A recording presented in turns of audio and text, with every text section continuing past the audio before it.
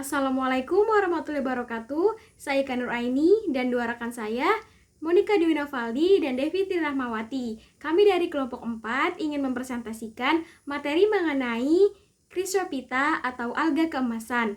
Baiklah, untuk mempersingkat waktu, kita mulai presentasinya. Chrysophyta atau alga keemasan. Chrysophyta diambil dari bahasa Yunani yaitu krios yang berarti emas. Ganggang keemasan atau Chrysophyta adalah salah satu kelas dari ganggang berdasarkan zat warna atau pigmentasinya. Ganggang ini berwarna keemasan karena klorofasnya mengandung pigmen karotin dan xanthofil dalam jumlah banyak dibandingkan dengan klorofilnya.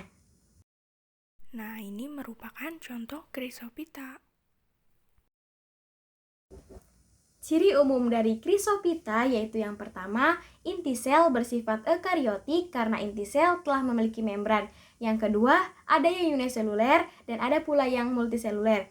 Ganggang yang uniseluler berperan sebagai komponen fitoplankton. Yang ketiga, bersifat autotrof dan ada pula yang heterotrof.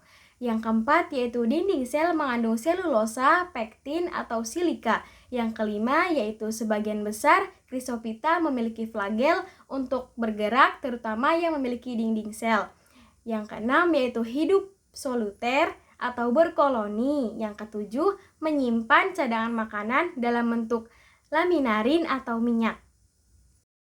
Karakteristik dari Chrysophyta yaitu yang pertama, bentuk talus ada yang seperti batang atau telapak tangan. Yang kedua, alga keemasan yang basal satu ada yang memiliki dua flagela heterodinamik, yaitu satu flagel mempunyai tonjolan seperti rambut yang disebut mostigonema. Flagel seperti itu disebut pleronematik yang mengarah ke anterior.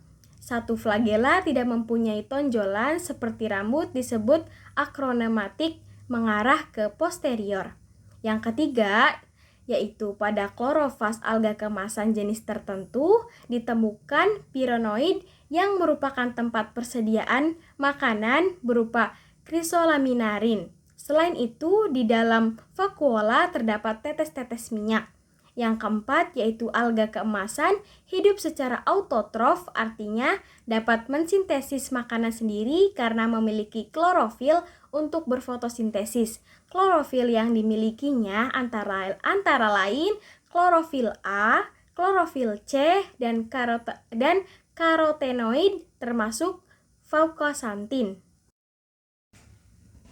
Habitat Chrysophyta atau alga keemasan ini yaitu di air tawar, air laut, dan tanah yang lembab.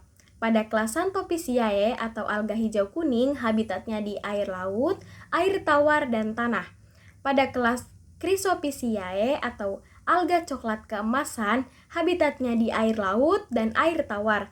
Pada kelas Basilariopisciae atau alga diatom, hidupnya yaitu di air laut, air tawar, dan tanah yang lembab. Selanjutnya akan dijelaskan oleh rekan saya yaitu Monica Dwi Novaldi.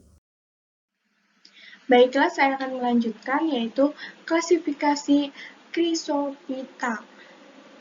Chrysophyta dibagi menjadi 3 kelas yaitu Xanthophyceae, Chrysophyceae, dan Basilariopisciae.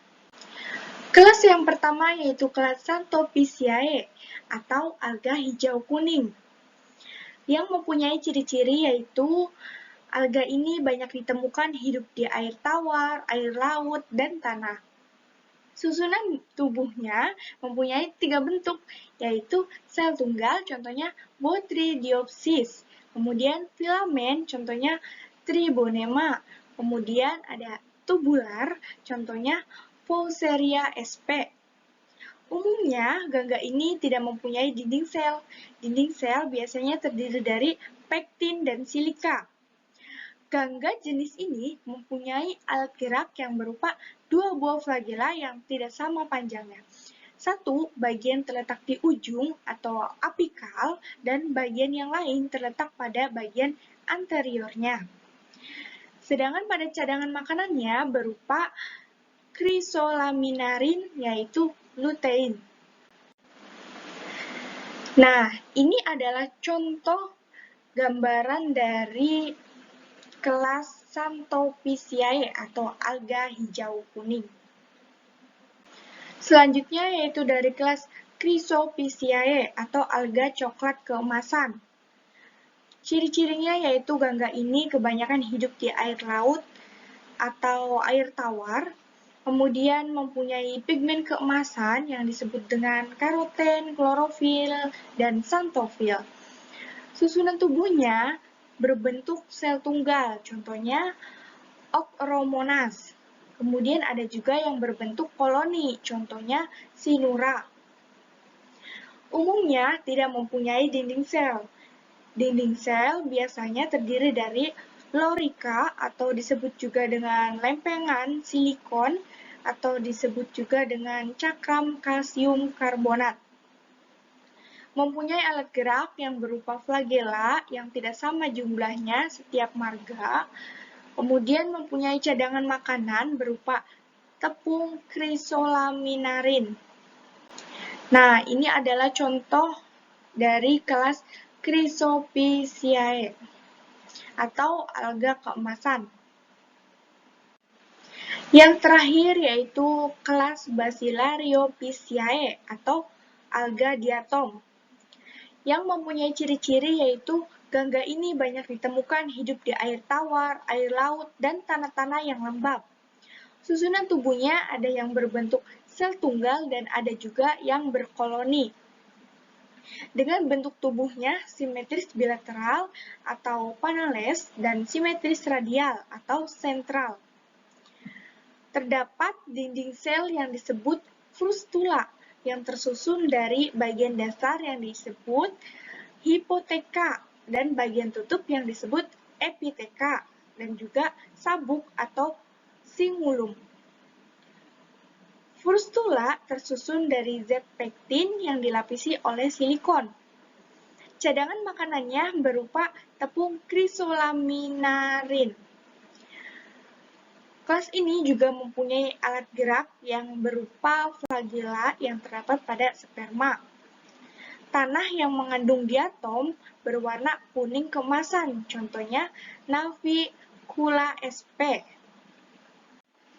Nah, ini contoh gambar dari Navicula sp. Selanjutnya akan dilanjutkan oleh teman saya. Yaitu ada reproduksi Chrysophyta atau alga keemasan. Chrysophyta atau alga keemasan bereproduksi dengan dua cara, yaitu secara aseksual, vegetatif, dan secara seksual atau generatif. Reproduksi yang pertama yaitu reproduksi secara aseksual atau vegetatif. Reproduksi aseksual pada Chrysophyta dilakukan dengan pembentukan zoospora multinukleat yang berukuran besar yang mempunyai banyak flagela seperti pada Vauheria. Selain pembentukan zoospora, ada juga spesies Chrysophyta yang reproduksi aseksualnya dengan cara membelah diri seperti pada Ochromonas. Ochromonas ini berkembang dengan membelah diri secara fragmentasi. Reproduksi yang kedua yaitu reproduksi secara seksual atau generatif. Reproduksi seksual atau generatif pada Chrysophyta adalah dengan cara oogami, yaitu dengan pembentukan oogonia, pembentuk gamet betina, dan juga antheridia sebagai pembentuk gamet jantan pada filamen yang sama. Selanjutnya yaitu ada peranan menguntungkan dari Chrysophyta atau alga keemasan. Dalam kehidupan manusia, Chrysophyta atau alga keemasan ini memiliki banyak manfaat, terutama pada Navicula sp dan Vauheria sp. Navicula sp yang telah mati dan mengendap di dasar laut membentuk endapan tanah yang bermanfaat sebagai bahan penggosok, penyekat dinamit, bahan pembuat cat, pernis, bahan dasar industri kaca, penyaring, dan penyaring piringan hitam. Sedangkan pada spesies Vauheria sp, cadangan makanan disimpan dalam bentuk minyak, sehingga organisme ini merupakan komponen utama dalam pembentukan minyak bumi. Selain memiliki peran yang menguntungkan, alga keemasan atau Chrysophyta juga memiliki peran merugikan dalam kehidupan. Di antaranya yaitu alga keemasan atau Chrysophyta dapat menimbulkan rasa dan bau yang tidak enak pada air. Alga keemasan atau Chrysophyta juga dapat menurunkan pH air. Selanjutnya, alga keemasan atau Chrysophyta juga dapat menyebabkan warna dan kekeruhan pada air. Yang terakhir, beberapa jenis alga juga dapat mengeluarkan racun. Sekian presentasi dari kelompok 4 mengenai materi Chrysophyta atau alga keemasan. Kurang lebihnya mohon maaf. Terima kasih. Wassalamualaikum warahmatullahi wabarakatuh.